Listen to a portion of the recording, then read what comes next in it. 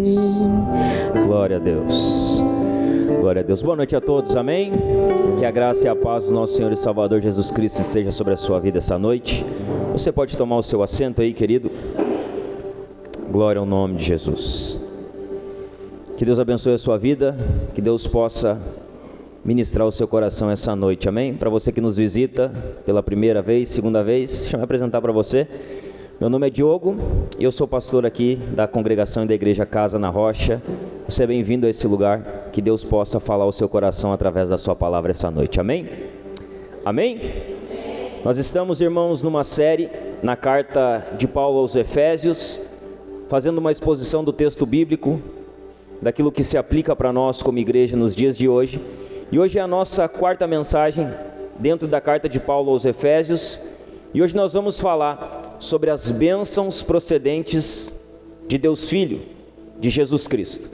Então, se você tem a sua Bíblia, se você trouxe ela, abra ela comigo em Efésios, é claro, né? Estamos falando de Efésios, abra a sua Bíblia em Efésios. Efésios, no capítulo 1, no verso 7 em diante. Efésios, capítulo 1, verso 7 em diante. Se você não tem Bíblia, você pode acompanhar aqui conosco, vai ser projetado os textos aqui para você. Efésios 1, do verso 7 em diante. O tema de hoje, então, as bênçãos procedentes de Deus, o Filho. Quem encontrou, dá um amém. Amém? Quem não encontrou, só olha no telão lá e diz amém também. Amém, meu irmão?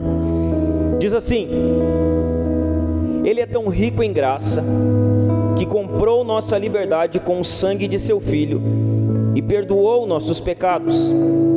Generosamente derramou sua graça sobre nós, e com ela toda a sabedoria e todo o entendimento. Agora Deus nos revelou sua vontade secreta a respeito de Cristo, isto é, o cumprimento de seu bom propósito.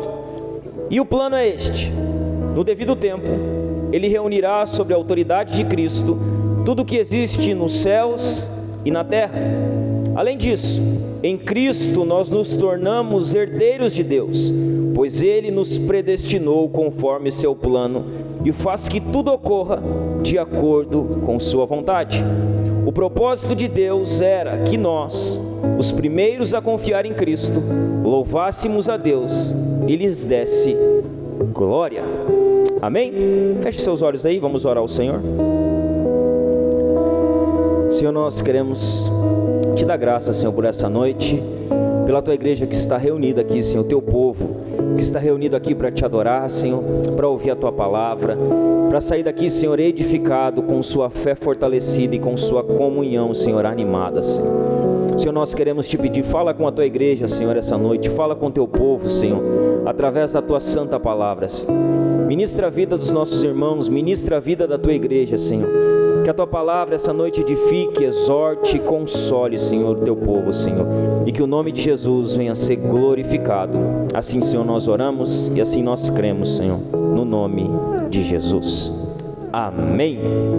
Amém, meus irmãos. Então hoje nós vamos falar sobre as bênçãos procedentes de Deus Filho. Ontem nós tivemos uma janta abençoada aqui, irmãos, amém? Quem estava na nossa janta aqui ontem, assim, erga a mão aí. Você que não ergueu a mão, perdeu uma janta deliciosa, irmãos. Uma janta, ó, top demais. Quem veio, não se arrepende. Quem não veio, fica o convite para a nossa próxima janta, você vir participar conosco. Você que comprou um cartão, irmão, vendeu o cartão, ofertou, esteve aqui contribuindo durante o dia ou na noite, que Deus abençoe a sua vida pela sua dedicação e esforço para que a obra de Deus ela aconteça aqui nesse lugar. Sempre lembrando que a igreja somos nós, que a igreja vai para frente se nós juntos trabalharmos em prol dela. Que Deus ele possa dar força, dar graça, dar alegria no seu coração de sempre estar fazendo a obra dele aqui nesse lugar, amém? Vamos para a palavra então? As bênçãos procedentes de Deus Filho. A gente pregou, irmãos, nos últimos 2 domingos, falando sobre as bênçãos procedentes de Deus Pai. E nós dividimos essas bênçãos em 2 mensagens. Nós falamos na primeira mensagem sobre o Deus que elege, o Deus que escolhe o seu povo, o Deus que predestina um povo para si. E na segunda mensagem nós falamos sobre a adoção e a aceitação de Deus para com o seu povo. Lembrando que nós estamos falando em Efésios, nessa introdução, sobre as bênçãos da Trindade, as bênçãos que procedem de Deus Pai, as bênçãos que procedem de Deus o Filho, que é o que nós vamos falar hoje, e no próximo domingo nós vamos falar das bênçãos que procedem do Deus Espírito Santo. Hoje nós vamos, irmãos, falar um pouquinho disso. Após nós abordarmos a bênção da eleição, a bênção da adoção, falando semana passada que nós somos filhos de Deus, adotados pela sua graça, e que nós temos diversos privilégios de ser filhos de Deus, mas que nós temos também diversas responsabilidades. Então veja bem, ser filho de Deus é um privilégio, mas é uma responsabilidade. E todo aquele que é filho de Deus, ele desfruta dos privilégios, mas não abre mão das suas responsabilidades. Nós falamos sobre a adoção, sobre os privilégios, sobre as responsabilidades. De Deus o Pai procederam sobre o seu povo as bênçãos da eleição, da adoção e da aceitação. O que Paulo ele vai fazer aqui agora, irmãos? Ele vai continuar citando as bênçãos naquele momento de adoração que ele está, de louvor a Deus. Ele vai continuar as suas palavras. E agora Paulo ele vai falar sobre o que Jesus fez por nós. O que Jesus Cristo fez pelo seu povo. Quais são as bênçãos que procedem de Jesus Cristo, o Deus Filho, sobre o seu povo? Lembrando, Jesus não é um profeta como algumas seitas dizem. Jesus não foi um homem que caminhou sobre essa terra e fez o bem para algumas pessoas, como outras pessoas pensam. Jesus é Deus. Jesus é o Deus Filho. Ele é Deus em essência. Ele é Deus em trindade, com Deus Pai, com Deus Filho e com Deus Espírito Santo. Muitas pessoas hoje elas pintam Jesus como um hippie, né? O Deus paz e amor, o cabeludo que andou pela terra e fez o bem para as pessoas. Eu gosto de uma frase de Timothy Keller, que ele diz que pessoas boas não são crucificadas. Pessoas boas, elas não são mortas sem um motivo. Jesus ele era uma ameaça para a religião e para esse mundo enquanto ele andou aqui. E por isso ele sofreu o que sofreu, por isso ele passou o que passou. Jesus ele é o Deus Filho. E Paulo ele vai falar sobre as bênçãos que procedem de Deus Filho. Veja bem, irmãos, o que é importante nós entendermos aqui.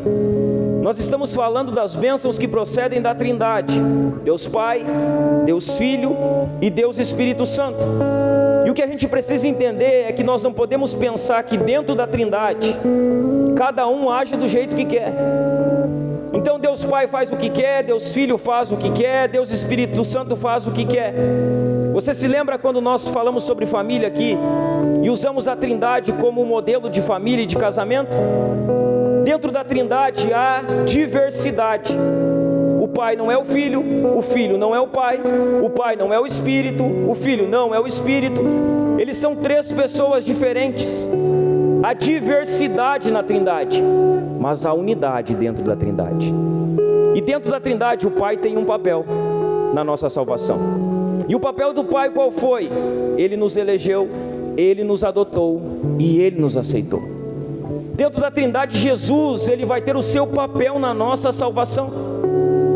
Cada pessoa da Trindade tem um ministério especial a realizar, com o qual contribui para a nossa vida e para a nossa salvação. O Pai nos elegeu antes da fundação do mundo, nos adotou como seus filhos e nos aceitou. Esse é o ministério especial de Deus Pai em nossa salvação.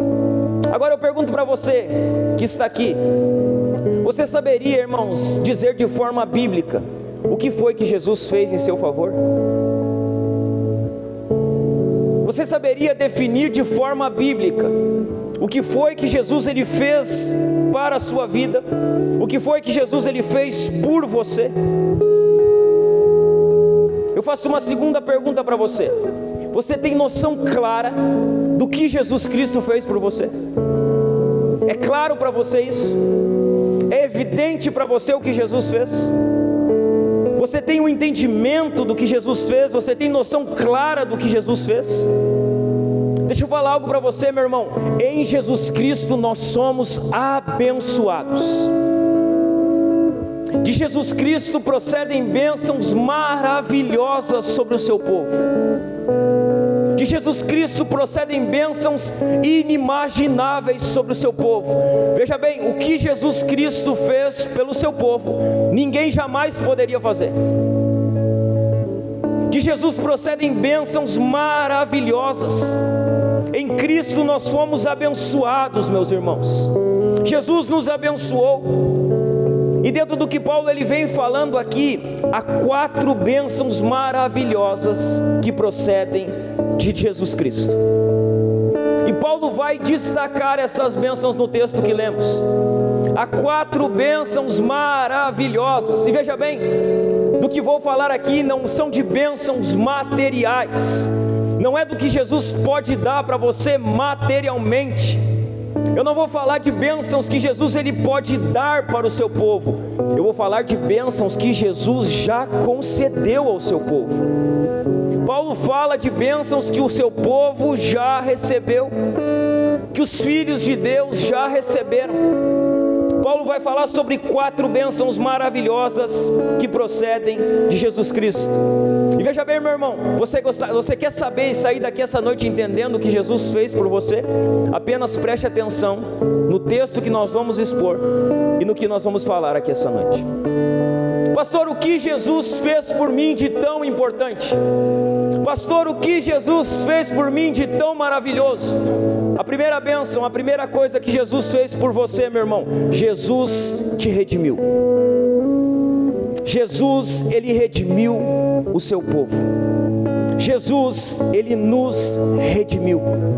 Olha o que vai dizer, Efésios capítulo 1, no verso 7, a parte A do versículo. Vai dizer assim: ele é tão rico em graça, que comprou, preste atenção, ele é tão rico em graça, que comprou nossa liberdade com o sangue de seu Filho. Ele é tão rico em graça, que comprou a nossa liberdade com o sangue de seu Filho. Pastor, o que Jesus fez por mim? Jesus nos redimiu, irmãos. Preste atenção, em Cristo fomos redimidos. Em Cristo fomos comprados. Em Cristo fomos libertos. Jesus nos redimiu. Ele nos comprou. Ele nos libertou. Jesus pagou o preço que ninguém poderia pagar. Veja bem, sabe por que nós estamos aqui hoje reunidos como igreja no dia do Senhor, para adorar ao Senhor? Porque Jesus nos redimiu com o seu sangue precioso na cruz do Calvário, irmãos. Ele nos comprou. Ele pagou o preço que era impagável. A palavra redimir, preste atenção, a palavra redimir era usada para o resgate do homem feito prisioneiro. Essa palavra redimir era usada para quem era feito prisioneiro, para quem era feito escravo de guerra. Essa palavra redimir, irmãos, ela se aplicava também à libertação do homem da pena de morte merecida por algum crime. Essa palavra, ela também foi usada se referindo à libertação divina dos filhos de Israel da escravidão do Egito, assim como o resgate contínuo do povo eleito de Deus em tempos de tribulação. Então veja bem, a palavra redimir, ela está ligada a quem está preso, a quem está escravizado, a quem está condenado à morte. É nesse sentido que a palavra redimir ela é usada.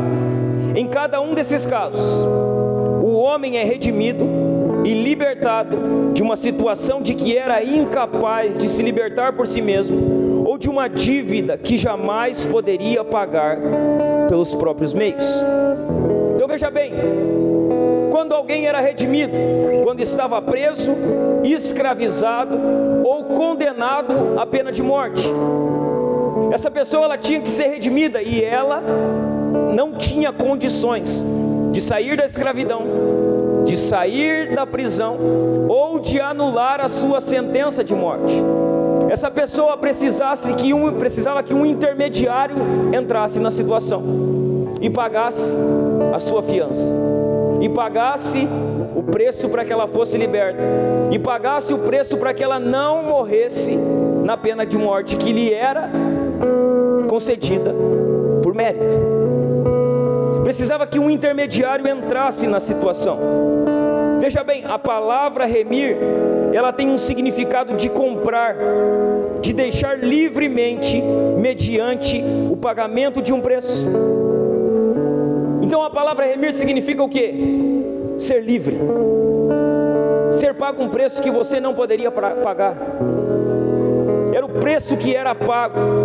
A palavra remir tem esse significado de comprar, de deixar livre mediante um pagamento. Põe para nós a primeira citação lá, irmãos.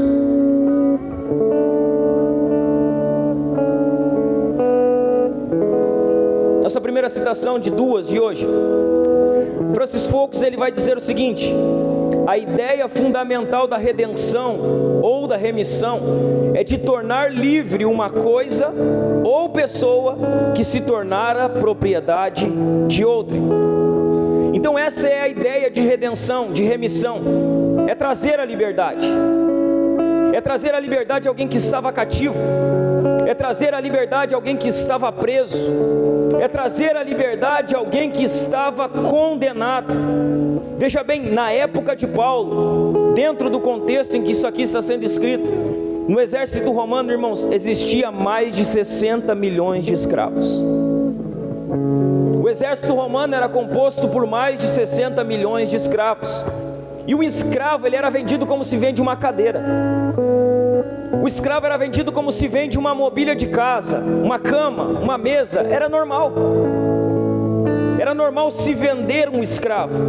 Geralmente eles eram vendidos como peça de mobília.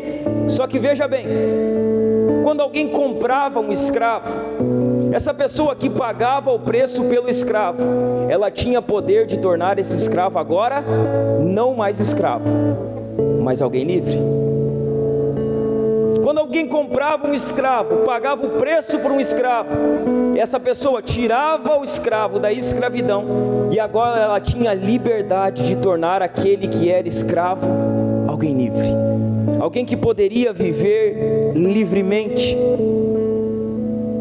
Essa história não se parece nada com o que Jesus fez por você? Não se parece com nada com o que Jesus fez por mim e por você?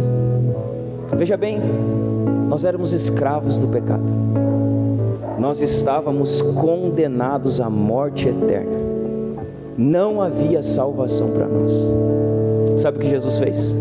Jesus, ele nos comprou, ele pagou o preço pelas nossas vidas e ele nos deu verdadeira liberdade. Veja bem, ninguém pode dizer que é verdadeiramente livre se não foi comprado por Jesus. Veja bem, aquilo que para você pode parecer liberdade, pode ser o caminho que está levando você rumo ao inferno. Veja bem, não, eu sou livre, eu sou livre, eu tenho a liberdade de fazer o que eu quero. A liberdade sem Cristo é escravidão, meu irmão. A liberdade sem Jesus é escravidão, e a pior das escravidões. Jesus fez exatamente isso por nós, irmãos. Jesus, ele nos comprou. Jesus, ele nos remiu. Nós éramos escravos, nós éramos prisioneiros do pecado, nós merecíamos a condenação e a morte eterna, mas Jesus pagou o preço pela nossa redenção. Sabe o que nós merecíamos, irmãos? A morte eterna. Sabe o que nós merecíamos? A condenação eterna. Sabe o que nós éramos antes de Cristo? Nós éramos escravos do pecado, escravos do diabo. Mas sabe o que Jesus faz? Jesus, através do seu sangue, ele nos compra, irmãos. Jesus, através do seu sangue, ele nos dá verdadeira liberdade. Jesus, através do seu sangue, paga o preço pela nossa redenção. Então veja bem, se você pensa que é livre, e você ainda não foi comprado por Jesus, ainda não reconhece o que Jesus fez por você na cruz, você não é livre, irmão. Na verdade você está prisioneiro, prisioneiro do pecado, prisioneiro das vontades da sua carne, prisioneiro desse mundo. Jesus, ele nos comprou, ele pagou o preço, irmãos, pelas nossas vidas. Nós éramos escravos. preço da nossa redenção não foi baixo. Veja bem, Jesus nos comprou, Ele pagou um preço pela nossa redenção, e o preço que Ele pagou não foi qualquer preço. O preço que Jesus pagou pela nossa vida não foi qualquer preço, foi um preço altíssimo, meus irmãos. Veja bem, preste atenção no que eu estou falando aqui. Jesus pagou um preço altíssimo pela minha e pela sua vida, não para que nós vivamos mais de qualquer forma, mas para que nós agora vivamos uma vida que glorifica a Ele, uma vida que honra o nome dEle, uma vida que exalta o que Ele fez por nós. O preço do que Jesus pagou por nós foi um preço altíssimo. Pensa aí, o que é um valor alto para você? Pensa aí, pensou? Talvez você pensou em bilhões, em bilhões, em milhões, em trilhões, em quadrilhões. Veja bem, o preço mais alto, o valor mais alto que você pode pensar com a sua mente finita, não era capaz de pagar o preço pela sua salvação e pela sua alma. Jesus pagou um preço alto, um preço altíssimo. Veja bem, preste atenção no que eu estou falando para você aqui hoje. Jesus pagou um preço alto pela sua vida. Ele pagou um preço alto pela minha vida. Jesus pagou um preço alto pela sua igreja. Ouça o que eu estou falando para você aqui hoje. Jesus pagou um alto preço pela sua vida, um preço altíssimo. Veja bem, foi o sangue do Filho unigênito de Deus, que foi derramado pelo meu e pelo seu pecado. O sangue do Filho unigênito do Pai foi derramado pelo meu e pelo seu pecado. Jesus, irmãos, Ele deu a sua vida, Ele entregou a sua vida naquela cruz, para nos remir, para pagar o preço pela nossa salvação, pela nossa alma, da nossa redenção. Jesus, Ele derramou o seu sangue naquela cruz. O preço foi alto. Não foi o sangue de bodes, não foi o sangue de carneiros, foi o sangue do Filho unigênito do Pai que foi derramado. O sangue de Jesus foi derramado para a nossa redenção. É isso que Paulo vai dizer no versículo 7 que nós lemos. Ele é tão rico em graça, que comprou nossa liberdade com o sangue do seu Filho. Veja bem, não haveria remissão se não houvesse derramamento de sangue. Esse era um princípio desde o início das Escrituras. Quando você olha para o Antigo Testamento, você vê que há todo um sistema sacrificial exigido na lei. Sempre que havia pecado, se exigia um sacrifício, se exigia o derramamento de sangue de algum animal, para apaziguar ou para cobrir temporariamente o pecado cometido. Todo aquele sistema sacrificial do Antigo Testamento, ele está apontando para aquele que viria. Todos aqueles sacrifícios de bodes, de carneiros, que eram feitos diariamente, anualmente, no dia da expiação, eles não eram completos, eles não eram perfeitos, eles apenas apontavam para o sacrifício perfeito do Cordeiro de Deus, que tira o pecado do mundo, irmãos. Jesus, Ele derramou o seu sangue. Põe para nós 1 Pedro, no capítulo 1, nos versos 17 e 18. 1 Pedro, capítulo 1, nos versos 17 e 18. Olha o que Pedro vai dizer em sua carta. Lembrem-se de que o Pai Celestial, a quem vocês oram, não mostra favorecimento. Ele os julgará de acordo com suas ações. Por isso vivam com temor e temor durante o seu tempo como residentes na terra. Pois vocês sabem, preste atenção nisso aqui. Pois vocês sabem, né? Vocês dizem diariamente: Jesus morreu por mim, Jesus deu a vida dele por mim, hoje Jesus se entregou por mim. É isso que Pedro está dizendo. Pedro está dizendo que o povo de Deus sabe, pois vocês sabem que o resgate para salvá-los do estilo de vida vazio que herdaram de seus antepassados não foi pago com simples ouro ou prata, que perdem seu valor. Verso 19: mas com o sangue precioso de Cristo, o Cordeiro de Deus, sem pecado nem mancha. Vocês sabem que o preço pela sua vida não foi um preço baixo, não foi ouro, não foi prata, foi o sangue do Cordeiro de Deus, do Filho imaculado de Deus. Ele não tinha pecado, ele não tinha mancha, ele não tinha defeitos, e ele morreu por nós, pecadores, irmãos. Nós olhamos para Jesus e sabe o que nós vemos em Jesus? Perfeição. Nós vemos em Jesus santidade. E muitas vezes nós nos esquecemos que esse Deus santo, esse homem que não tinha pecados, que caminhou sobre essa terra, Hebreus vai dizer que em tudo ele foi tentado, mas em nada pecou. Que esse que não tinha pecado, ele morreu em nosso lugar, ele derramou o seu sangue por nós, ele nos comprou com o seu precioso sangue. Pastor, o que isso significa para mim? O que significa Jesus ter morrido por mim, ter derramado o sangue dele por mim? Há 4 coisas, irmãos, que isso significa para nós. A primeira delas, Jesus ter derramado o seu sangue por nós, Jesus ter entregado a sua vida por nós, significa que nós estamos livres da lei. Sabe o que isso significa? Nós estamos livres da lei. Põe para mim Gálatas capítulo 5, versículo 1. Nós estamos livres da lei. Olha o que Paulo vai dizer na sua carta aos Gálatas: portanto, permaneçam firmes nessa liberdade, pois Cristo verdadeiramente nos libertou. Não se submetam novamente à escravidão da lei. Sabe o que significa Jesus ter derramado o seu sangue por nós? Estamos livres da lei, irmãos. Significa que nós não vivemos a nossa vida mais fundamentada na lei. A lei não é o que nos dirige. A segunda coisa que significa Jesus ter derramado o seu sangue por nós: estamos livres da escravidão do pecado. Não somos mais escravos do pecado.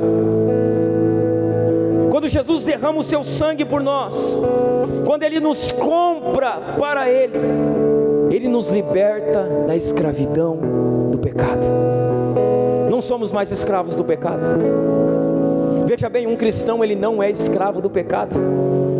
E se ele está dominado pelo pecado, talvez signifique que ele ainda não seja um cristão, e ele precisa se arrepender. Um cristão, ele não é escravo do pecado, sabe por quê? Porque um cristão foi comprado por Cristo. E ser comprado por Cristo significa ser liberto, e ser liberto da escravidão do pecado. Leia na sua casa Romanos 6. Leia todo o capítulo 6 de Romanos. A terceira coisa que significa Jesus ter derramado o seu sangue por nós, significa que estamos livres desse mundo. Põe para nós Gálatas capítulo 1, versículo 4. Olha o que vai dizer. Capítulo 1, versículo 4. Jesus entregou sua vida por nossos pecados, a fim de nos resgatar deste mundo mau, conforme Deus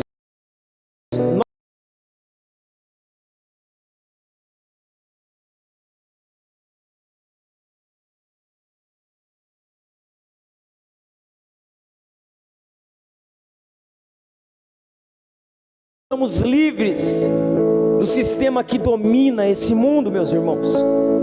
Sabe qual a quarta coisa que significa Jesus ter derramado o seu sangue e nos comprado para Ele? Significa que nós estamos livres do poder de Satanás. Satanás não tem mais poder sobre aqueles que foram redimidos pelo Senhor. Ainda que boa parcela dos cristãos gostam de dar crédito a Satanás, eles gostam de dar glória a Satanás, eles pensam que tudo que acontece na vida deles é Satanás. A minha vida está assim porque o diabo se levantou, o meu casamento está assim porque Satanás está trabalhando nele. Oh, o inimigo, ele existe, irmãos, ele trabalha de fato. Só que o problema é Os cristãos muitas vezes, eles pensam que o pai deles é o Satanás, porque eles acham que quem governa a vida deles é o Satanás. Deixa eu falar para você o que eu falo sempre aqui, frase de Martinho Lutero: Satanás, ele é um cachorro na coleira de Deus. Sabe até onde Satanás vai? Até onde Deus deixa. Veja bem, Satanás não é soberano, Satanás não faz o que quer. Como diz aí, alguns dizem, até o diabo é o diabo de Deus, porque o diabo faz somente o que Deus permite ele fazer. E sabe do que nós somos livres? Nós somos livres do poder de Satanás. Foi para nós, Colossenses capítulo 1, versos 13 e 14. Olha o que vai dizer. 13. Olha o que Paulo vai dizer: Ele nos resgatou do poder das trevas e nos trouxe para o reino de seu Filho amado, que comprou nossa liberdade e perdoou nossos pecados. Jesus ter derramado o seu sangue e nos comprado para Ele significa que nós somos livres do poder de Satanás. O que significa Jesus ter derramado o seu sangue? Fomos livres da lei, estamos livres da escravidão do pecado, estamos livres do mundo, estamos livres do poder de Satanás. Veja bem, deixa eu falar algo para você. Quando você quiser saber o seu valor, irmão, sabe, às vezes você quer saber o seu valor, aí você escuta o coach, e o coach diz assim: olhe para dentro de você, olhe para o seu interior e olhe como você é valioso. Olhe para dentro de você, olhe como você é bom, olhe como você é digno, olhe como você é merecedor. A teologia coaching, ela incentiva você a olhar para dentro de você. Só que deixa eu falar algo para você, meu irmão. Você quer saber verdadeiramente qual é o seu valor? Não olhe para dentro de você, olhe para a cruz de Cristo. Olhe para a cruz de Cristo. Veja bem, sabe quanto você vale? Você vale o Filho de Deus morto naquela cruz pela sua vida. Qual é o meu valor, pastor? Eu estou procurando o meu valor, eu estou procurando o meu sentido. Você só encontrará isso olhando para a cruz de Cristo. Na cruz de Cristo está a resposta para as nossas buscas, para as nossas mazelas, para as nossas crises de identidade. Jesus é a resposta. A cruz de Cristo é a resposta. O sacrifício de Jesus é a resposta. Veja bem, a nossa salvação, irmãos, o valor dela é o valor do Filho de Deus morto naquela cruz. É o sangue dele derramado. Isso é pouco para você? Para mim não é, irmãos. Para mim isso é o que tem de mais precioso. Você já imaginou? Nós não estamos falando de um homem, nós estamos falando de um Deus homem, de um Deus que morreu por pecadores. Veja bem, Jesus morreu por você.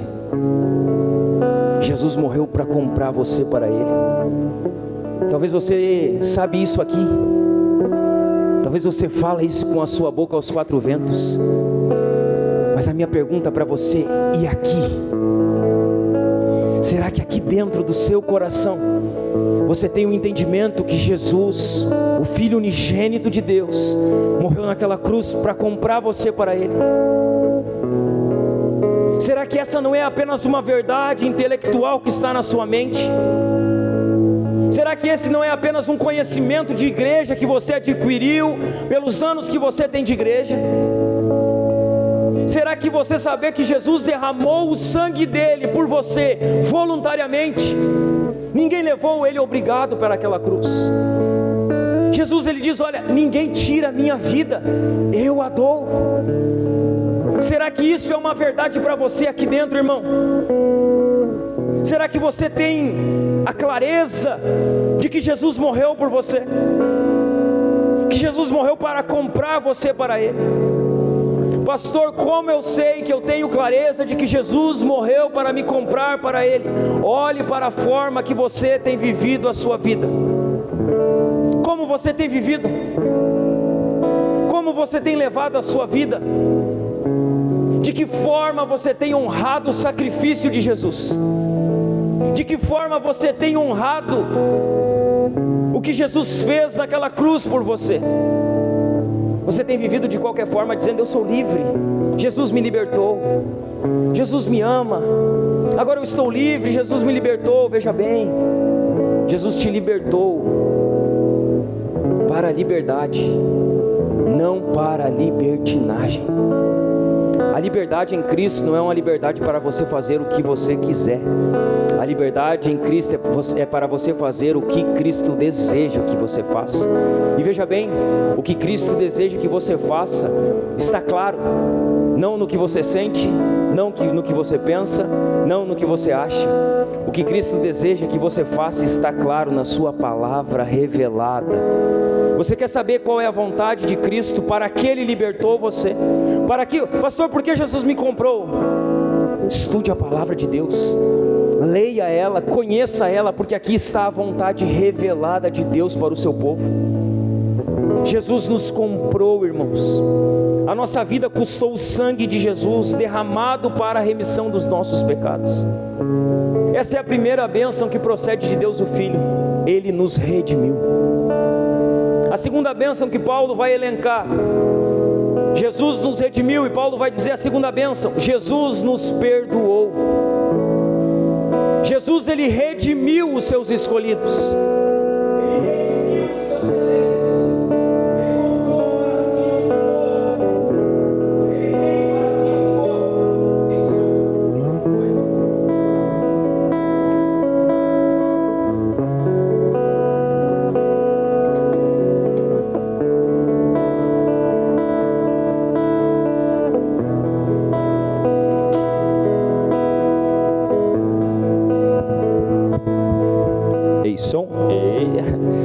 Amém? Jesus, Ele tem para si, Ele comprou um povo para si. A segunda bênção: Jesus nos perdoou. Olha o que vai dizer a parte B do verso 7. Vai dizer assim: Ele é tão rico em graça que comprou nossa liberdade com o sangue do seu Filho e perdoou os nossos pecados. Em Cristo nós somos perdoados. Em Cristo nós fomos perdoados. A palavra perdoar, irmãos, ela significa levar embora. O verbo perdoar, ele quer dizer levar embora. Quando Cristo morreu, irmãos, Ele morreu para levar nossos pecados embora, a fim de que nunca mais sejam vistos. Então veja bem, não há mais acusação contra nós como filhos de Deus. Você é um filho de Deus? Você tem a plena certeza disso? Sabe o que você deve ter certeza se você é um filho de Deus? Não há qualquer acusação registrada contra os filhos de Deus. Seus pecados foram levados embora por Cristo na cruz. É o que Paulo diz em Romanos 8:1. Nós estamos em Cristo e não há mais condenação para nós. Não há mais condenação para mim e para você. Os nossos pecados, eles foram levados embora. O nosso perdão é baseado no sacrifício expiatório de Cristo. Qual a base do nosso perdão? O que Cristo fez na cruz. Qual a base do nosso perdão? A obra expiatória de Jesus. O perdão de Cristo é completo. Ele é completo, irmãos. Jesus não é como nós, Ele não perdoa por partes. Quando Jesus nos perdoa, Ele nos perdoa de uma vez só. Fomos perdoados. Você notou como o verbo está conjugado aqui? Ele diz perdoou nossos pecados. Ele não diz perdoará os nossos pecados. Os filhos de Deus, eles têm os seus pecados perdoados por Deus. O perdão é completo. O perdão de Jesus, ele é completo. Jesus morreu para remover a culpa do nosso pecado. É o que João diz. Em João 1:29, Jesus diz: olha, eis o Cordeiro de Deus que tira o pecado do mundo. Jesus morreu, irmãos, e na sua morte Ele levou os nossos pecados. Agora, nenhuma condenação pode prosperar contra os eleitos de Deus. Nenhuma acusação. Aí a gente fica dizendo, não, mas o diabo fica me acusando. Não, mas não importa o que o diabo diga, o que importa é o que a palavra de Deus diz. Não, mas o diabo fica me acusando, mas o que a Bíblia diz? A Bíblia diz que não há mais condenação para nós. Não há mais condenação para os filhos de Deus. Os nossos pecados foram perdoados. Jesus nos perdoou, levou embora os nossos pecados. É o que Paulo vai dizer em Colossenses 2, 13 e 14. Põe para nós, Colossenses 2, 13 e 14. Olha o que Paulo vai dizer: vocês estavam mortos por causa de seus pecados e da incircuncisão de sua natureza humana. Então o que Paulo vai dizer? Nós estávamos mortos. E aqui nós apoiamos a nossa doutrina de que o homem não tem nenhuma condição de aceitar a Deus por vontade própria. Por quê? Porque ele está morto, e morto não consegue fazer nada. É o que Paulo afirma: vocês estavam mortos por causa de seus pecados e da incircuncisão de sua natureza humana. Então Deus lhes deu vida com Cristo, pois perdoou todos os nossos pecados. Ele cancelou o registro de acusação contra nós, removendo-o e pregando-o na cruz. Verso 15: desse modo, desarmou os governantes e as autoridades espirituais e os envergonhou publicamente ao vencê-los na cruz. Então veja bem, o escrito de dívida que nos era contrário, Jesus ele cravou na cruz, irmãos. Jesus ele cobriu os nossos pecados com o seu sangue. Jesus nos perdoou de nossos pecados. Ele não lembra mais. Veja bem, Jesus não lembra mais dos nossos pecados. Quem gosta de lembrar dos nossos pecados somos nós. Nós gostamos de ficar lembrando deles de vez em quando, voltar neles, né? Não, eu me lembrei de um pecado agora, fiquei com saudade dele. Vou dar uma pisadinha lá nele para ver como é que era aquele tempo. Jesus não lembra dos nossos pecados, nós gostamos de lembrar deles. O diabo também, ele gosta de ficar lembrando dos nossos pecados. Jesus não lembra mais, irmãos. Jesus nos perdoou. Jesus ele pagou a conta. Jesus nos perdoou de nossos pecados, ele já não lembra mais. E veja bem, esse perdão não é porque você merece. Jesus não perdoa como nós. Quando nós perdoamos, nós vamos dizer assim, mas aquela pessoa ainda não merece ser perdoada. Ela ainda não merece o meu perdão. Quando ela merecer, eu vou perdoar ela. Só que veja bem, Jesus nos perdoou sem nós merecemos. O perdão que nós recebemos é imerecido. Nós não merecíamos ser perdoados. Jesus nos perdoou pela graça. Não há merecimento no nosso perdão. Por isso que Jesus diz: perdoais uns aos outros como eu vos perdoei. O padrão para perdoarmos as outras pessoas é o perdão que Cristo concedeu a nós. A pergunta que eu faço para você: você merecia ser perdoado? Merecia? Quem aqui acha que merecia ser perdoado por Jesus? Quem aqui acha que não merecia ser perdoado por Jesus? Pode erguer a mão. Você não merecia ser perdoado por Jesus, mas Jesus te perdoou, amém? Perdoou. Agora deixa eu fazer uma pergunta para você: por que você não perdoa aqueles que não merecem o seu perdão? Há pessoas na sua vida que você precisa perdoar, meu irmão. Há familiares seus, há colegas seus, há amigos seus, há irmãos seus que você precisa perdoar. E vou falar para você, eles não merecem o seu perdão, mas você não vai perdoar eles porque eles merecem o seu perdão. Você vai perdoar eles porque você também não merecia ser perdoado por Jesus e Ele perdoou você. Veja bem, a graça que Jesus exerceu sobre a sua vida, exerça sobre aqueles que você deve perdoar. Exerça a mesma graça. Veja bem, você não pode ser alguém que apenas quer receber a graça de Deus. Você tem que ser alguém que também transmite a graça de Deus a outras pessoas. Abrindo um parênteses aqui no que eu estou falando, quem você precisa perdoar? Quem você precisa procurar e dizer: eu te perdoo, eu perdoo você, eu quero acabar com essa situação? A quem você precisa perdoar? Você homem que está aqui, você mulher que está aqui, Lembre-se, Jesus perdoou você quando você não merecia ser perdoado. Nós recebemos um perdão imerecido. E sabe o que Jesus quer nos ensinar? Que perdão não é para quem merece. Ninguém merecia ser perdoado por Cristo, e Ele nos perdoou. E veja bem, não estou aqui tentando adivinhar nada, porque não quero ser falso profeta na sua vida. Não gosto de adivinhação.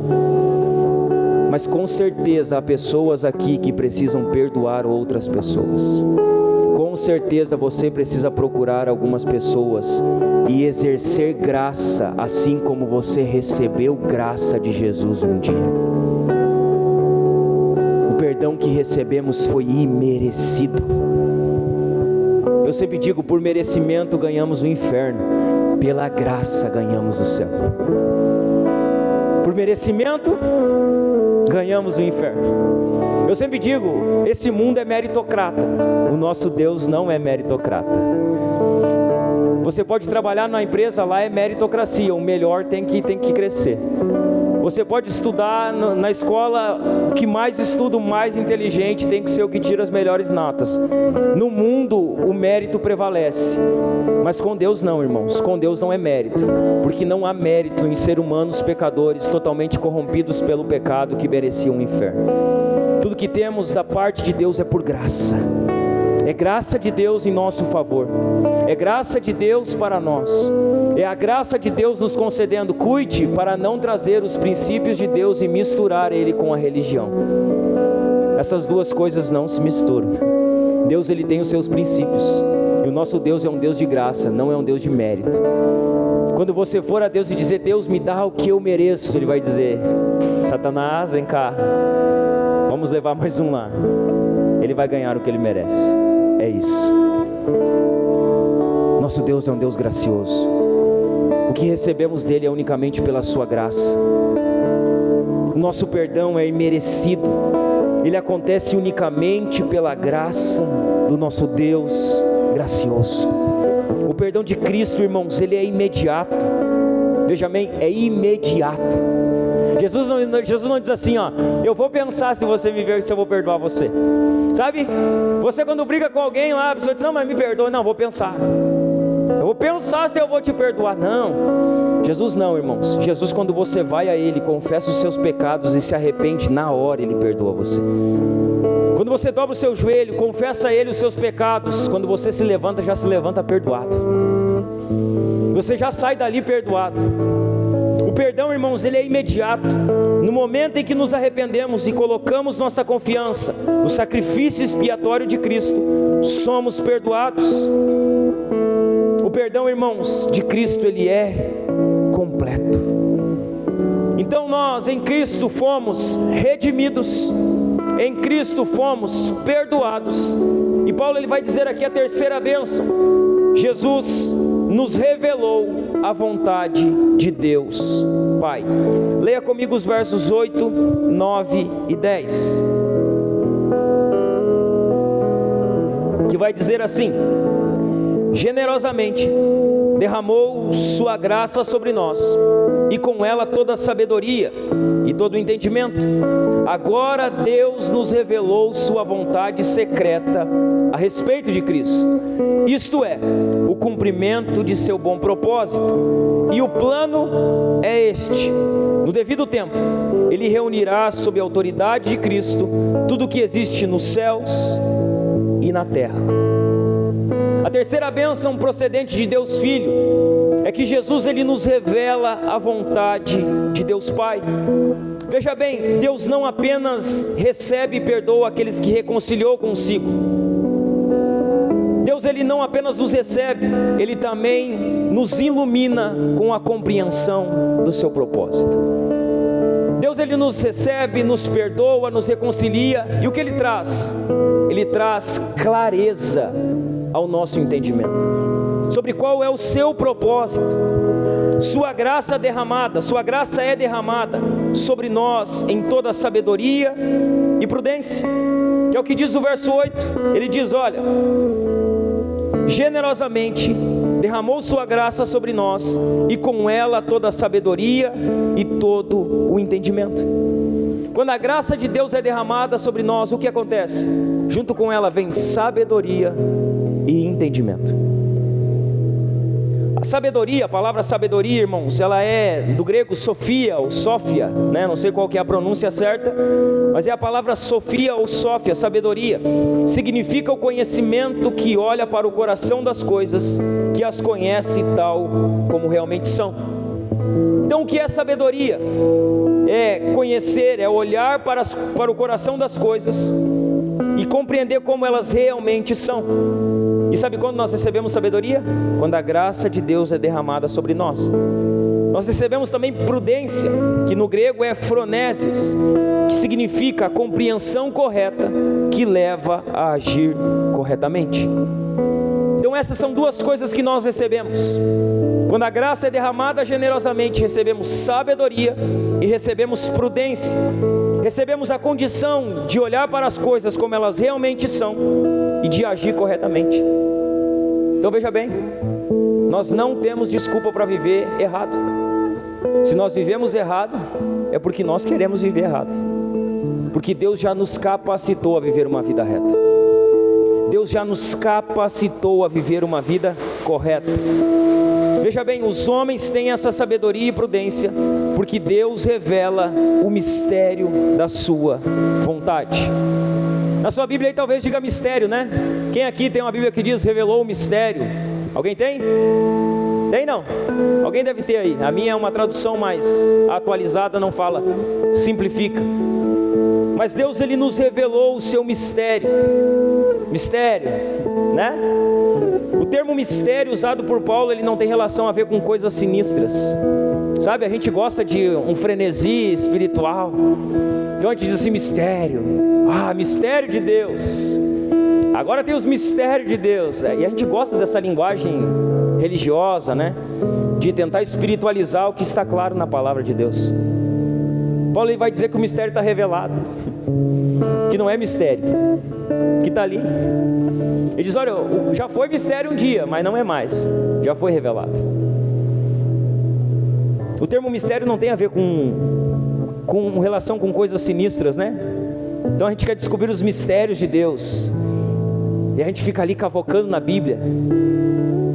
É mistério, pastor, eu estou lendo aqui agora, estou nos mistérios com Deus. Meu Deus, agora eu li aquele livro, entrei nos mistérios com Deus. Eu fico pensando, o que é mistério? Está ali? Se está ali escrito, já não é mais mistério, já está revelado, está claro para nós. As coisas encobertas pertencem ao Senhor nosso Deus, irmãos. As reveladas pertencem a nós. E a palavra de Deus está revelada para nós, ela não é um mistério, ela está clara para nós. O termo mistério não tem a ver com coisas sinistras, coisas ocultas. Não, irmãos. O termo mistério, ele se refere a um segredo sagrado que esteve oculto, mas que agora foi revelado ao povo de Deus. Que é o que vai dizer o verso 9. Olha o que Paulo vai dizer. Agora Deus nos revelou sua vontade secreta a respeito de Cristo. Isto é, o cumprimento de seu bom propósito. Então o mistério foi revelado, irmãos. O mistério revelado é que um dia Deus unirá todas as coisas em Cristo. Qual que é o mistério? Chegará um dia que Deus vai unir tudo, irmãos. Tudo debaixo do poder de Cristo, da direção de Cristo e da liderança de Cristo. Que é o que vai dizer o verso 10. O plano é este: no devido tempo, Ele reunirá sob a autoridade de Cristo tudo o que existe no céu e na terra. E Jesus, Ele revelou esse plano. Jesus é aquele que trouxe clareza nesse plano. O pecado, irmãos, ele separou o homem de Deus, separou o homem do próximo, separou o homem de si mesmo e separou o homem da própria natureza. Só que veja bem, em Cristo, tudo isso, irmãos, será reordenado. Em Cristo, Deus juntará todas as coisas na consumação dos séculos. E nós, a igreja, somos parte desse grande plano. Então veja bem, nós fazemos parte disso. Nós fazemos parte do grande plano de Deus. Em Cristo, aquilo que o pecado separou e destruiu, será unido. Em Cristo as coisas serão reordenadas, irmãos. Ali diz todas as coisas, né? Todas as coisas falam dos cristãos vivos e mortos, da igreja na terra e no céu. Fala de todos aqueles que estão em Cristo, que foram abençoados, foram eleitos, foram adotados, que receberam da sua graça e de sua redenção. Todas as coisas aqui, irmãos, falam também da renovação cósmica. O mundo vai ser renovado completamente. Quando nós olhamos Romanos 8, diz que a criação está gemendo. Ela geme aguardando a volta de Cristo. A criação geme, irmãos. E todas as coisas falam também da renovação cósmica, a regeneração do universo, a libertação da criação que geme. Tudo vai ser transformado, tudo vai ser renovado. E sabe o que é lindo? A igreja faz parte desse plano. A igreja está inserida nesse propósito. A igreja está incluída nisso. Veja bem, Deus ele não tem um propósito específico para a sua vida.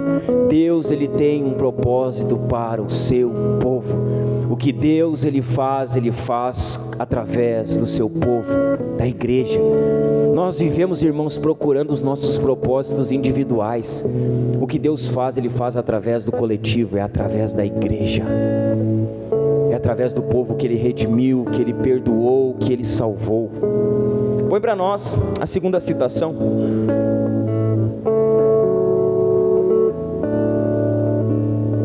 Que vai dizer assim: é uma heresia de nossa época dividir a vida em sagrada e secular. Cristo está relacionado com todas as coisas. Veja bem, com todas as coisas. Todas as coisas. Jesus ele não está relacionado apenas com as coisas da igreja. Jesus não está apenas relacionado com as coisas do culto. Jesus está relacionado com todas as coisas. Quando nós falamos aqui de fazer todas as coisas para a glória de Deus, é exatamente isso que nós estamos falando. Nós, às vezes, achamos que o que fazemos na igreja é santo, e o que fazemos fora da igreja é da nossa vida secular. Não existe, irmãos, sagrado e secular. Tudo é santo, tudo é para Deus, tudo é para a glória de Deus. Às vezes você pode não entender, mas quando a gente diz assim: você que cozinha, mulher, você está cozinhando lá para a glória de Deus. E quando você reclama que porque está cozinhando, você não está cozinhando para a glória de Deus. É simples. Só que nós gostamos de fazer a separação. O que eu faço na igreja, o que eu faço na igreja, para a igreja, no culto é santo. Não, mas na minha casa é a minha vida diferente do culto. Não precisa ser, não. É uma heresia, irmãos. Dividir a vida entre sagrado e secular. Todas as coisas pertencem para Jesus, todas. Tudo que você faz para Jesus. E quando você faz mal feito, você faz mal feito para Jesus. Quando você faz algo de mau gosto, você está fazendo algo de mau gosto para Jesus. Porque nada do que você faz primeiramente para a pessoa que está fazendo. É primeiramente para Deus. Veja bem, sabe o que moldaria a nossa cosmovisão e a nossa forma de viver a vida? Se tudo que nós fizéssemos tivesse como princípio: estou fazendo para Deus. Olha, eu estou na minha casa, eu estou olhando TV, vou olhar televisão para Deus, para a glória de Deus. Olha, eu estou no meu trabalho, eu estou trabalhando aqui, não é para o meu patrão primeiramente, é para a glória de Deus. Se eu trabalho para a glória de Deus, certamente eu vou trabalhar de uma forma que o evangelho vai ser testificado na vida para o meu patrão. Só que nós dividimos. Não, o meu trabalho é o meu trabalho, o que eu faço na igreja é algo santo. Não, irmãos, a nossa cosmovisão precisa ser moldada por isso. O que faço para Deus, seja onde for, seja para quem for, seja o que eu estiver fazendo, é para Deus, é para a glória de Deus. Ainda que você ache que não, quando você trabalha, se você não está trabalhando para a glória de Deus, você está trabalhando para a vergonha do evangelho. Quando você está na sua casa e se você não está fazendo as coisas para a glória de Deus, você está fazendo para a vergonha do evangelho. Matthew Henry fala isso: considere-se um cristão aquele que não envergonha o evangelho e que não é uma vergonha para o evangelho. Nós não podemos envergonhar o evangelho e nem ser uma vergonha para ele, irmãos.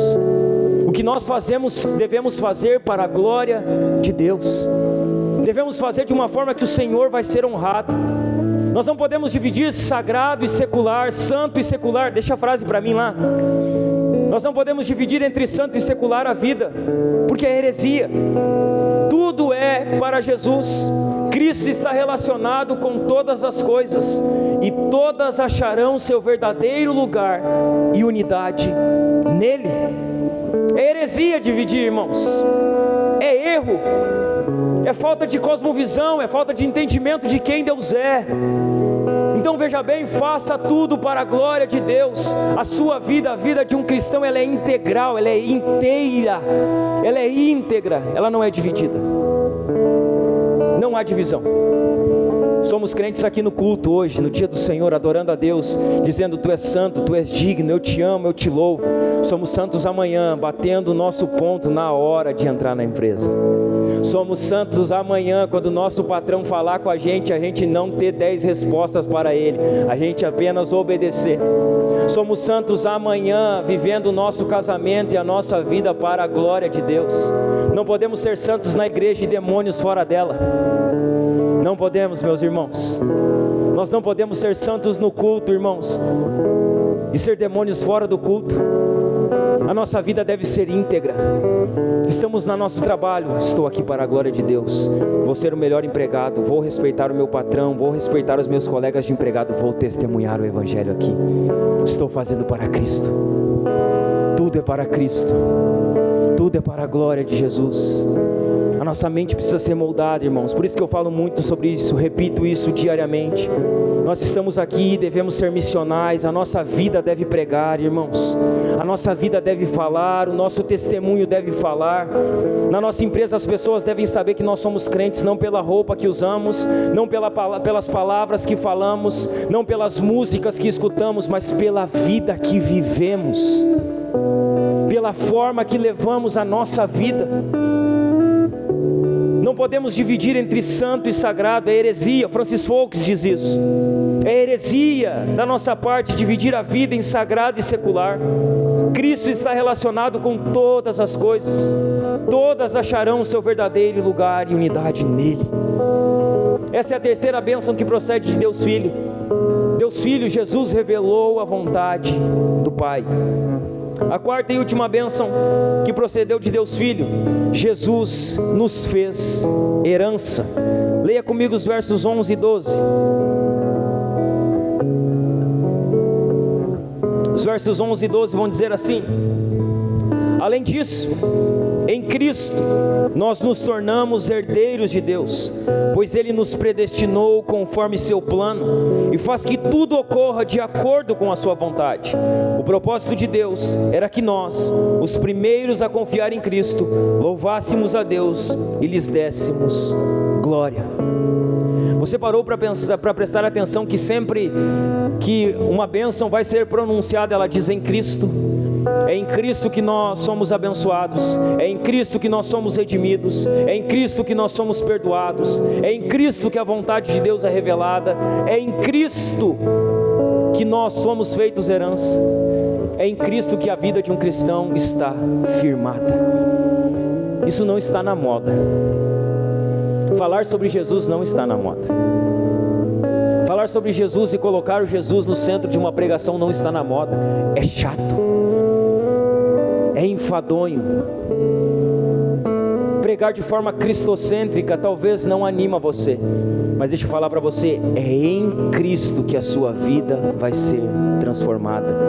E fora de Cristo não há verdadeira liberdade. Fora de Cristo não há remissão. Fora de Cristo não há perdão. Fora de Cristo não há conhecimento da vontade revelada de Deus. Fora de Cristo você é mais uma pessoa nesse mundo. Agora em Cristo você é redimido, em Cristo você é perdoado, em Cristo você compreende a vontade de Deus, em Cristo você foi feito herança. A nossa vida ela é em Cristo, irmãos. Em Cristo temos uma linda herança. Uma linda herança. Em Cristo temos uma herança que o dinheiro não pode pagar. Uma linda herança, põe para nós 1 Pedro capítulo 1, dos versos 1 ao 4.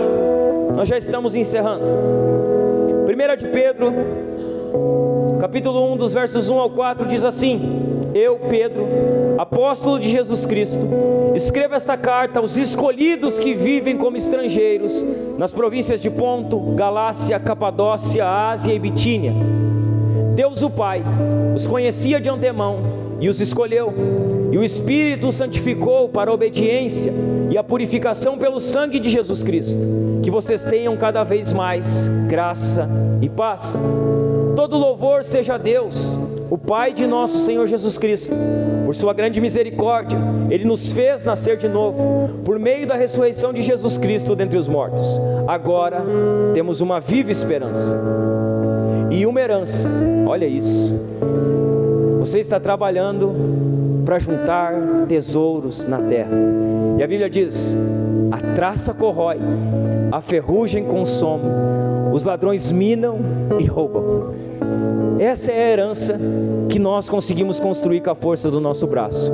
Uma herança que com uma tempestade ela pode se perder.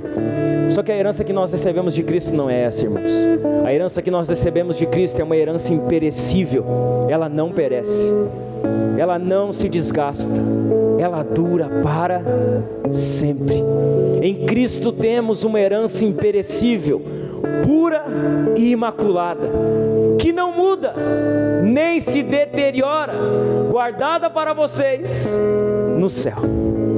Uau! Olha isso, meus irmãos, uma herança imperecível, pura e imaculada, ela não se deteriora. Veja bem, ela não se desgasta. Só que essa herança, ela não está aqui, essa herança está no céu. Veja bem, a herança de um cristão não está na terra, a herança de um cristão está no céu, na eternidade. Cristãos não vivem a vida por aquilo que podem pegar, cristãos vivem a vida por aquilo que enxergam com os olhos da fé, por aquilo que não podem apalpar, mas que sabem que receberão no dia do Senhor. Uma herança que não se deteriora. Cristãos não estão com seus olhos voltados para a terra, cristãos estão com seus olhos voltados para o céu, para a eternidade. Em Cristo nós temos uma herança linda, irmãos, mas nós também somos uma herança. Aqueles que pertencem ao Senhor têm sua herança nele. Nós somos valiosos para Jesus, valiosos. Veja bem, você que está aqui hoje, você é alguém valioso para Jesus. Você é alguém que tem valor para Jesus. Eu não estou falando isso para tentar aconchegar o seu coração ou confortar você. Você é valioso para Jesus. Você tem valor para Ele. Veja bem, você já parou para pensar que preço altíssimo Deus pagou para nos comprar? Você já parou para pensar que Jesus pagou um preço alto para nos tornar herança dele? Que Deus pagou um preço alto para nos tornar herança dele? Você já parou para pensar que Deus, o Filho, Jesus, Ele é um dom de Deus, o Pai, para nós? Jesus é um dom de Deus Pai para nós, é um presente. Deus deu o seu Filho, Ele deu o seu Filho, Ele deu um presente para nós. Jesus é um dom de Deus Pai para nós, e nós, aqueles que fomos comprados pelo sangue de Jesus, aqueles que fomos redimidos pelo sangue de Jesus, o povo de Deus, a igreja de Deus, os eleitos de Deus, nós somos o dom do amor de Deus para o Filho. Nós somos um presente de amor de Deus Pai para Deus Filho. Nós somos feitos herança. Veja bem, o povo de Deus é herança de Deus. O povo de Deus é o corpo de Cristo, o seu edifício, a sua noiva, a menina dos seus olhos. É isso que somos. Somos herança de Deus. Deus pagou um preço altíssimo por nós. Veja bem, você é valioso para Jesus. Você tem valor para Jesus. Esse mundo pode não amar você.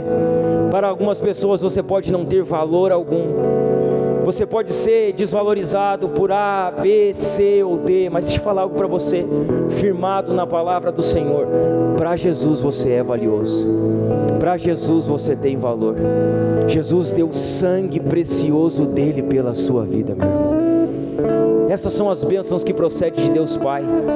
Em Jesus fomos redimidos, em Jesus fomos perdoados, Em Jesus conhecemos a vontade de Deus Pai. Em Jesus fomos feitos herança de Deus. Que bênçãos maravilhosas, irmãos. Que bênçãos maravilhosas que procedem de Jesus. Eu não sei você como fica ao escutar isso, mas eu me alegro, irmão. Eu me alegro de saber que eu fui redimido, perdoado, que quando a graça de Deus foi derramada sobre mim, veio sabedoria, veio prudência. Eu me alegro em saber que Jesus, Ele me fez herança, e nós deveríamos nos alegrar com isso. Deveríamos nos alegrar em saber o que Jesus fez verdadeiramente por nós. Nosso coração deveria se encher de alegria, irmãos, em saber que Jesus nos redimiu, nos perdoou, nos revelou o propósito de Deus, nos fez herança. Isso é motivo de alegria para nós que estamos aqui hoje, no dia do Senhor, adorando a Deus. Poder escutar, irmãos, sobre o que Ele fez por nós, que não foi pouca coisa, que não foi qualquer coisa, que não foi mais uma coisa. O que Jesus fez é o que ninguém poderia fazer. Pastor nenhum poderia fazer por você o que Jesus fez. Igreja nenhuma poderia fazer por você o que Jesus fez. Nenhum homem, nenhuma pessoa nesse mundo poderia fazer por você o que Jesus fez. Isso deveria nos encher de alegria. Mas eu quero encerrar, irmãos, além de nos alegrar, de me alegrar em saber sobre o que Jesus fez por nós, é fazendo algumas perguntas. Algumas perguntas, elas precisam ser feitas sobre essas maravilhosas verdades. São verdades maravilhosas, amém?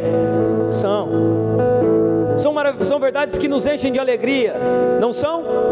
Com certeza. Mas há algumas perguntas a serem feitas sobre essas maravilhosas verdades.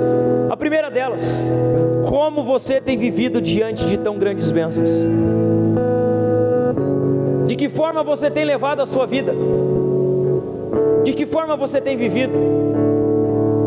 As bênçãos são grandiosas, as bênçãos são maravilhosas. Jesus nos redimiu, nos perdoou, nos revelou a vontade do Pai, nos fez herança. Como você tem vivido a sua vida diante disso? De que forma a sua vida tem andado? De que forma você tem testemunhado? Ouvir sobre isso e conhecer sobre isso tem feito a diferença na sua vida? Tem feito a diferença na forma em que você vive o Evangelho? Tem feito a diferença na forma em que você trata a sua família? Na forma em que você trata a sua igreja? Na forma em que você leva a sua vida? Como você tem vivido, meu irmão, diante de tão grandes bênçãos? A segunda pergunta que eu gostaria de fazer para você: ter sido redimido por Jesus tem feito alguma diferença na sua vida?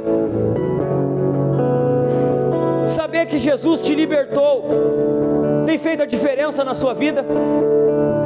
Saber que Jesus te libertou tem feito você mais santo, mais parecido com Ele? Jesus não te libertou para você viver a sua vida do jeito que você quer. Jesus te libertou para que agora você busque ser semelhante a Ele. Não adianta você dizer: eu sou livre, Jesus me libertou, eu posso todas as coisas em Cristo, eu posso fazer isso, eu posso fazer aquilo, eu posso fazer aquele outro. A pergunta que fica a você: o que você tem feito tem tornado você mais parecido com Jesus ou não? A liberdade que Jesus nos deu na cruz tem nos tornado mais santos ou não? Saber que fomos livres da condenação do pecado, livres da escravidão do pecado, tem nos tornado mais parecidos com Jesus? Ter sido redimido tem tornado você alguém mais grato, alguém que expressa gratidão, alguém que se alegra com a vida, alguém que olha para a vida e diz: obrigado, Jesus, porque o Senhor me comprou por bom preço. Quando você está no seu dia a dia, na sua vida, andando no seu carro, indo para o seu trabalho, na sua casa, jantando, almoçando, indo no mercado, você consegue fazer essas coisas e olhar e ver: obrigado, Jesus, porque Tu me redimiu, obrigado porque Tu me salvou, obrigado Obrigado, Jesus, porque eu não merecia a tua graça e ela me alcançou. Ter sido redimido tem tornado você grato? Ou você é alguém que se diz redimido e vive uma vida de ingratidão, reclamando de tudo, reclamando que falta dinheiro, reclamando que tem muita coisa para fazer, reclamando que tem muitos compromissos? A redenção tem tornado você alguém que olha com os olhos que foram abertos por Jesus, dizendo: obrigado, Senhor. Obrigado, Senhor. Obrigado pela comida que eu tenho na minha mesa. Obrigado, Jesus, pela minha igreja. Obrigado, Jesus, pelo Senhor ter transformado a minha casa. Obrigado, Jesus. A redenção tem tornado você alguém mais grato, mais santo, mais parecido com Jesus. Uma terceira pergunta que eu quero fazer para você: você tem vivido como alguém que foi perdoado por Jesus? Você vive como alguém que foi perdoado? Alguém que teve as suas culpas levadas na cruz? Alguém que não vive a vida debaixo de condenação? Você tem vivido como alguém que verdadeiramente recebeu o perdão de Cristo e vive uma vida de quem foi perdoado? Você vive como alguém que sabe que seus pecados foram levados por Jesus? Você vive assim? Você vive como alguém que foi perdoado, ou qualquer coisinha você entra em condenação? Qualquer coisinha você fica se culpando? De que forma você tem vivido e recebido o perdão de Cristo sobre a sua vida? Uma quarta pergunta, irmãos, que eu quero fazer sobre essas verdades maravilhosas das bênçãos procedentes de Cristo. Um preço altíssimo foi pago por Deus para nos comprar. Um preço altíssimo foi pago por Jesus para nos fazer herança para si. Você, meu irmão, que está aqui hoje, que foi comprado por Jesus por bom preço, você tem parado, irmão, para pensar no alto custo desse preço? Você tem parado? Você se senta e pensa: meu Deus, olha só, Jesus morreu por mim, cara. Jesus, Ele deu a vida dele por mim. Essas coisas, irmãos, elas parecem tão simples, parecem coisas que elas são tão conhecidas, nós nos tornamos peritos em falar isso. Jesus morreu por mim, mas será que nós paramos para pensar profundamente no que isso significa? Você para pensar no seu dia: Jesus morreu por mim, olha só quem eu era, cara. Eu merecia a condenação. O que Ele viu em mim para querer me salvar, o que Ele encontrou em mim para me redimir. Porque Jesus me salvou, porque Ele me escolheu. Você tem parado para pensar nesse alto preço que foi pago pela sua vida? Você pensa no que Jesus fez por você? Você está no seu dia, irmão, você para pensar lá no seu trabalho, no seu dia a dia: Jesus morreu por mim, cara. Eu não posso viver a minha vida de qualquer forma. Jesus deu a vida dele por mim, eu não posso viver de qualquer maneira. Você tem parado para pensar no alto custo que foi pago para que você estivesse aqui hoje, adorando a Deus, ouvindo o Evangelho, congregando, fazendo parte da igreja? Você tem parado para pensar no alto custo? Isso é real para você, meu irmão? É real para você? É real para a sua vida o que Cristo fez? Isso é uma verdade que está dentro do seu coração? Jesus morreu por mim? Ou essa é uma informação teológica? É apenas uma informação bíblica? Isso é vivo para você? Está no seu coração? Ou é mais um entendimento, algo que está no seu intelecto, que não faz diferença nenhuma na sua vida prática e diária? Porque veja bem, se você entende o que Jesus fez por você, você viverá uma vida de adoração a Ele. Você viverá uma vida de louvor a Ele. Você viverá uma vida de gratidão a Ele. A pergunta que fica é: você compreende isso? A quinta e última pergunta: saber o alto custo que foi pago pela sua redenção tem te levado a adorar e a agradecer ao Senhor por tão grande bênção? Saber o que Ele fez tem te levado à adoração? Saber o que Jesus fez por você tem feito você chorar diante dEle por seus pecados?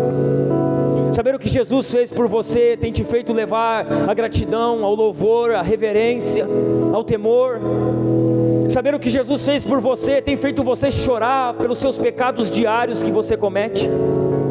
Você é grato pelo que Jesus fez por você?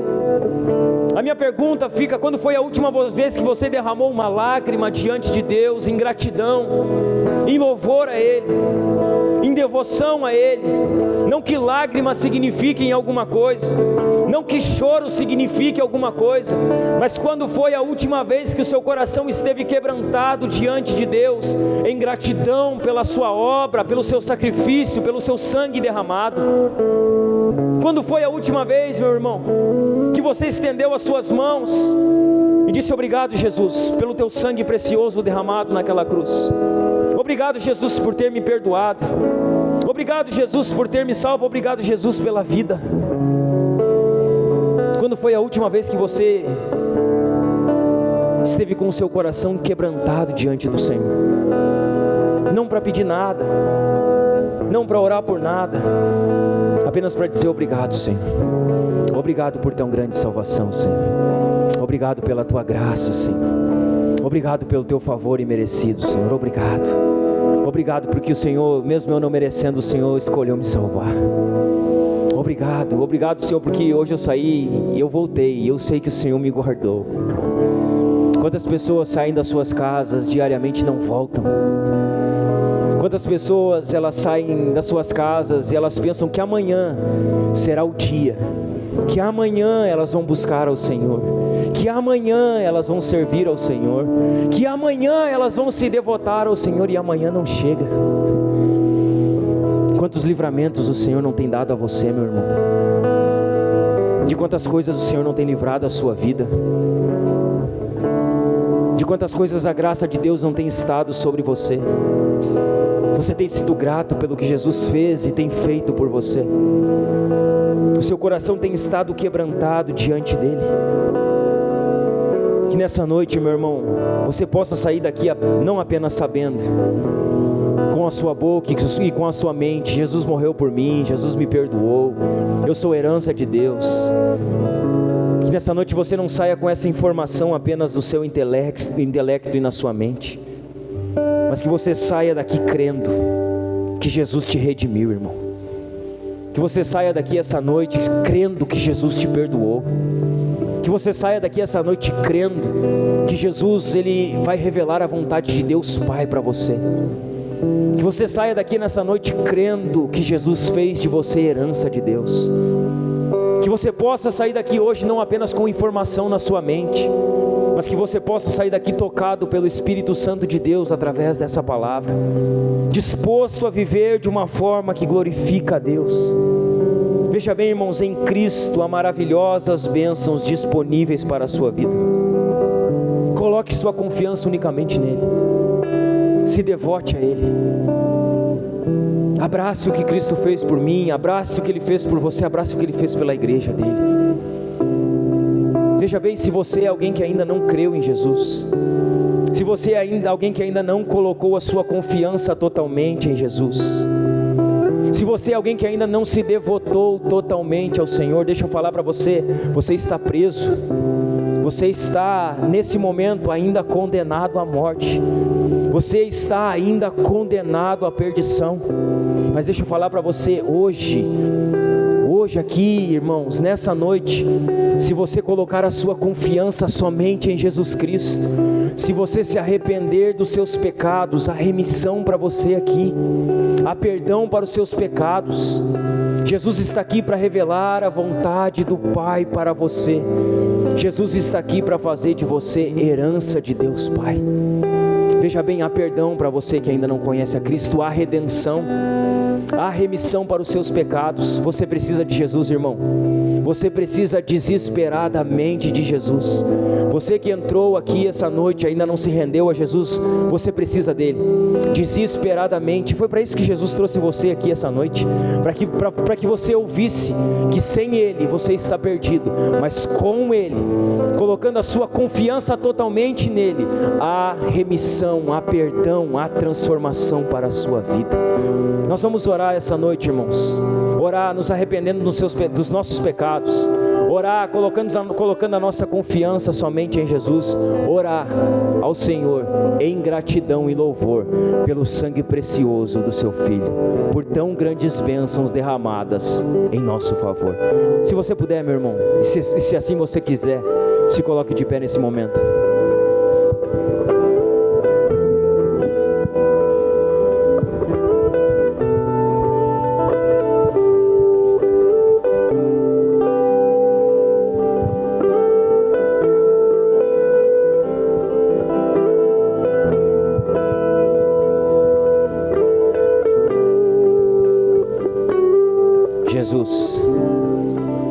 Jesus é tudo que nós temos, Ele é tudo que nós precisamos, e nele se encontra tudo aquilo que nós precisamos para que a nossa vida seja completamente transformada.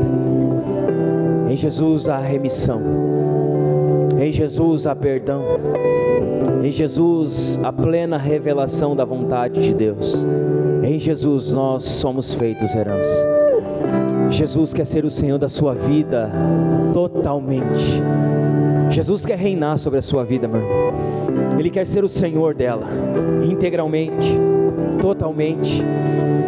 Jesus, Ele quer ser aquele que é o centro da sua vida. Que essa seja a noite em que você vai colocar a sua confiança totalmente nele. Que essa seja a noite em que o seu coração vai se voltar completamente a Ele. Que essa seja a noite que você será remido, perdoado, em que você terá a plena revelação da vontade de Deus Pai. Que essa seja a noite que você que ainda não foi feito herança de Deus, será feito herança de Deus. Que essa seja a noite que você, filho de Deus, que está aqui, que entrou aqui para adorar ao Cristo que vive, adorará a Ele, se devotará a Ele, colocará seu coração quebrantado diante dEle, pelo seu sacrifício perfeito, pelo seu sangue derramado naquela cruz. Nós vamos louvar ao Senhor Jesus por tão grande salvação. Nós vamos adorar a Ele na letra do louvor essa noite, pelo seu sangue precioso derramado. E a minha oração é que o Espírito Santo de Deus conduza ao seu coração cada verdade falada. É que o Espírito Santo de Deus faça uma obra completa na sua vida aqui essa noite. De olhos fechados, louvemos e adoremos ao nosso Deus. Tu és tudo que eu mais quero, o meu fôlego tu és, em teus braços é Se você puder o meu estender as suas lugar. mãos. Estou aqui, estou aqui.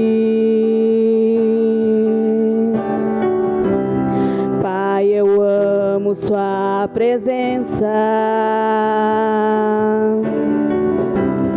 Teu sorriso é vida em mim. Que o Espírito Santo de Deus possa conduzir ao seu coração cada palavra. Que o Espírito Santo de Deus possa quebrantar o seu coração aqui essa noite. Confio em ti, confio em ti.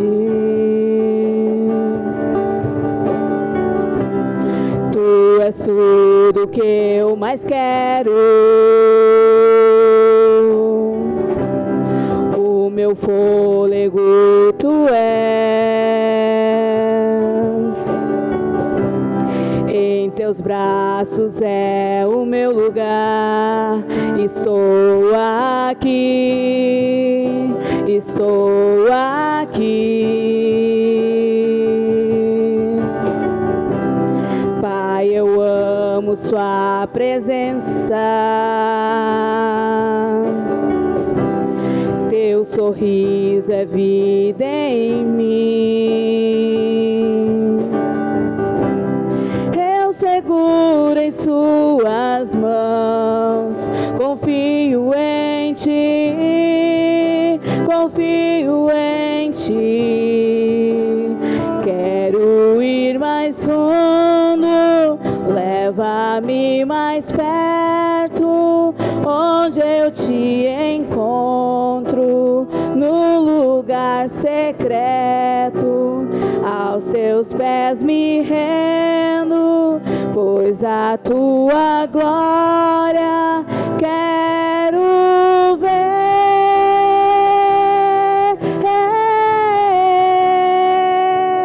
Tudo que eu mais quero é te ver. Me envolva com tua glória e poder. Tua majestade é real, tua voz ecoa em meu ser.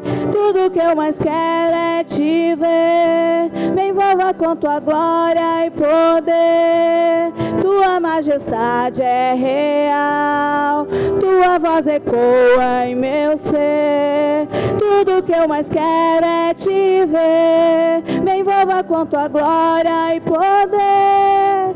Tua majestade é real, tua voz ecoa em meu ser. Quero ir mais fundo, leva-me mais perto, onde eu te encontro, no lugar secreto. Aos teus pés me rendo, pois a tua glória quero ver.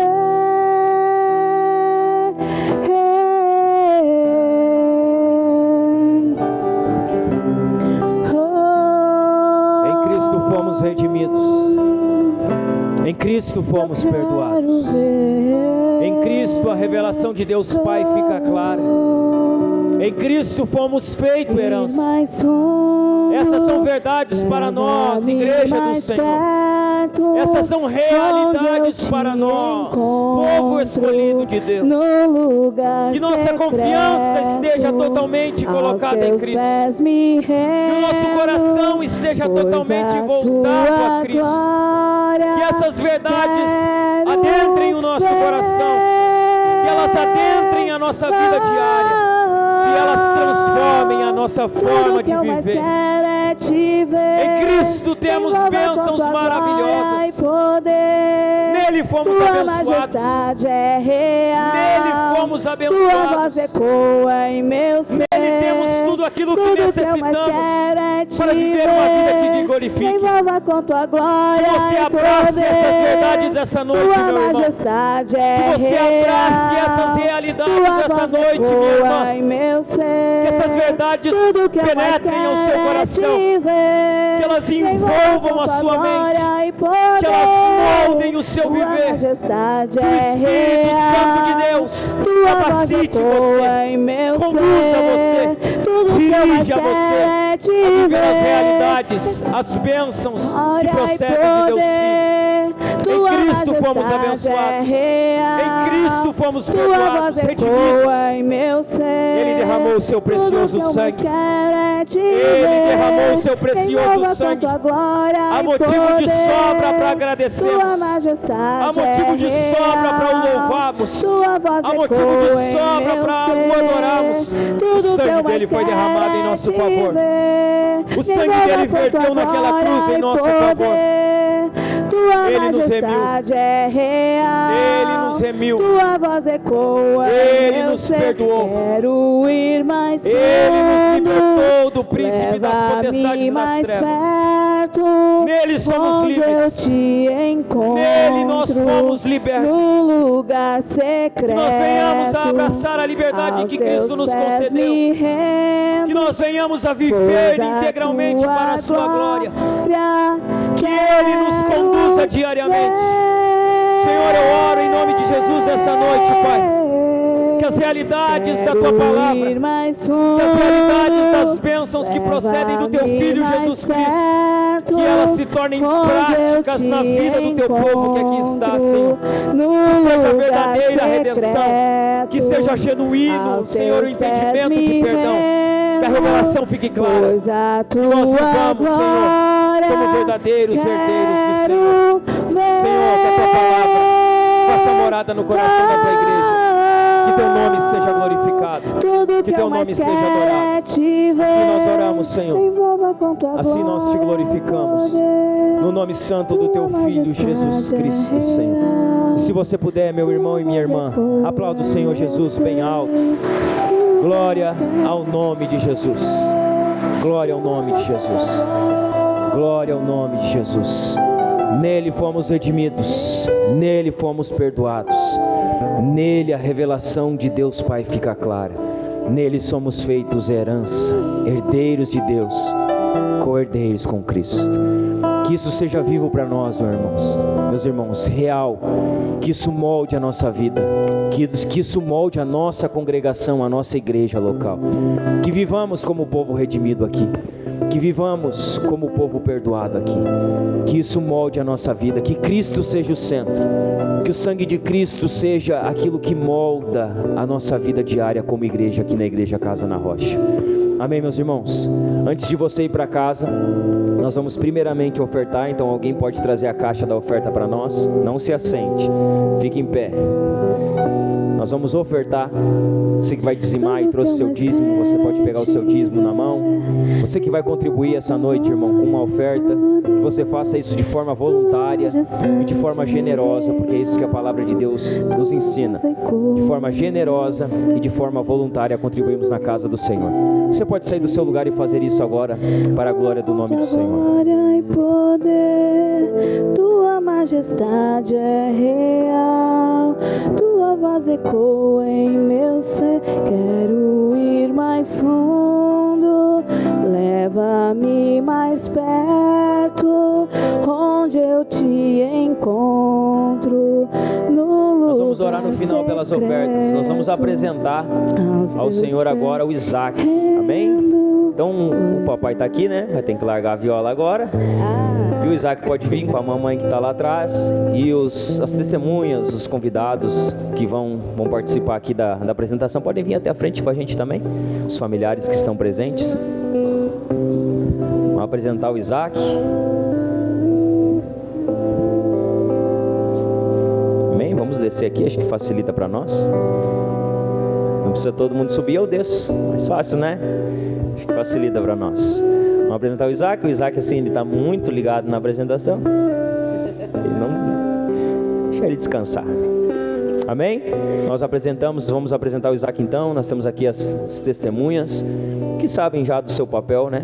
Todos têm a plena noção de que devem colaborar com os pais no cuidado, na criação do Isaac, para que o Isaac cresça nos caminhos do Senhor, que ele sirva ao Senhor quando se tornar um jovem adulto, que ele glorifique o nome de Jesus com a vida dele.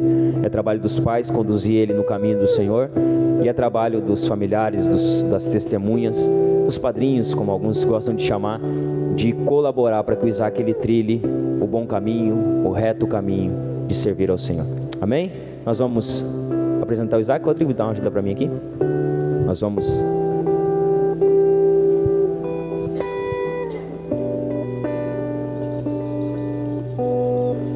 Fica tranquilo.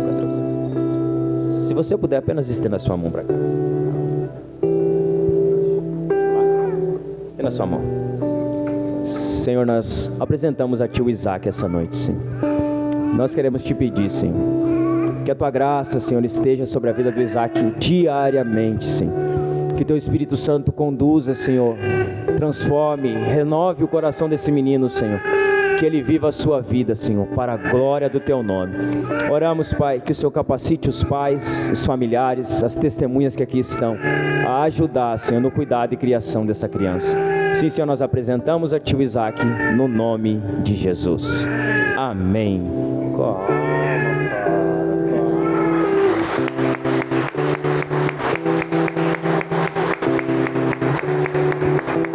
Amém. Deus abençoe o Isaac, os pais que estão aqui conosco na congregação, todos os familiares. Que Deus abençoe, que esse menino cresça, que vocês orem bastante pela vida dele também, porque é sempre importante a gente estar orando, intercedendo e abençoando a vida dele, no nome de Jesus. Amém? Daqui a pouquinho o Isaac está correndo aqui pelos corredores, nós vamos ter que segurar ele, porque é normal, faz parte do processo. E quando uma criança nasce, a igreja cresce. Então a nossa igreja também está crescendo por crianças que estão nascendo. Fica a dica aí, né? Vamos fazer essa igreja crescer também por multiplicação, né? Multiplicar e cheia a terra. Deus falou lá na criação, né? Então que a gente cumpra também as ordens de Deus Pai na criação, amém? Que Deus abençoe. Nós vamos orar, depois vocês têm liberdade para fazer foto aqui com ele. Fiquem à vontade, amém? Se você puder, irmão, apenas estenda a sua mão para cá. Nós vamos orar pelas ofertas e vamos orar despedindo você. Tem avisos? Tem? Quais são os avisos? Tá lá? Aqui tem aviso. Opa. Ah, é verdade, cara. Não, antes de nós ir embora, a gente sempre vai embora e canta o parabéns depois, né? Tá todo mundo embora, a gente faz todo mundo voltar para cantar parabéns. Então nós vamos cantar o parabéns antes. Semana foi aniversário da Sila, nossa irmã Sila, que tá aqui conosco. E da Ellen e do Kevin também. A Ellenzinha tá aí. A Ellen tá de aniversário essa semana também. Então nós vamos cantar um parabéns para esses irmãos que estão aqui, amém? Vamos lá? O Zé não tá lá. Vai, Pedrão, na guitarra? 1, 2, 3 e... Parabéns pra você nessa data querida, muitas felicidades, muitos anos de vida, com Deus ao seu lado, com um novo porvir, que a vida lhe seja um eterno sorrir. Amém. Deus abençoe as irmãs no nome de Jesus. Tem avisos? Tem avisos? Sexta agora, sexta dessa semana, porque hoje é o primeiro dia da semana. Sexta-feira tem reunião de homens, amém? Nós vamos estar aqui reunidos, compartilhando uma palavra. Vamos fazer um assado, né, para compartilhar, comer uma carne assada, trocar uma ideia. Os homens são convidados a estar conosco aqui para o nosso tempo de comunhão, de palavra, nossa reunião de homens de todo mês. Tem mais algum aviso para esse mês? Não? A janta foi, a janta estava uma bênção, encerrou, né? Estenda a sua mão para cá, vamos orar pelas ofertas e depois vamos orar despedindo os irmãos. Senhor, no nome de Jesus, nós queremos te agradecer, Senhor, por cada dízimo, cada oferta, cada contribuição que entrou aqui na tua casa essa noite, Senhor. Que o Senhor nos dê graça, sabedoria e entendimento para administrar corretamente o dinheiro do teu povo que entra aqui, Senhor. Que o Senhor abençoe, Senhor, a vida de cada irmão que tem contribuído financeiramente para que essa obra se mantenha e prospere, Senhor. Que o Senhor os faça prosperar, que eles colham, Senhor, os frutos de cada semente semeada aqui nesse lugar. Que eles prosperem financeiramente para a glória do nome de Jesus. Queremos também orar, Senhor, te pedindo, conduz os irmãos de volta aos seus lares, dá a eles, Senhor, uma semana abençoada, os dirige através da tua palavra e do teu Espírito, Senhor. Abençoa as suas famílias, abençoa as suas casas, abençoa os seus trabalhos, Senhor, os guie e os conduza debaixo da tua soberana e potente mão. Assim nós oramos, Senhor, no nome de Jesus. Que o amor de Deus Pai, a graça do nosso Senhor e Salvador Jesus Cristo e as consolações do Espírito Santo estejam com cada um agora e para sempre. Todos digam...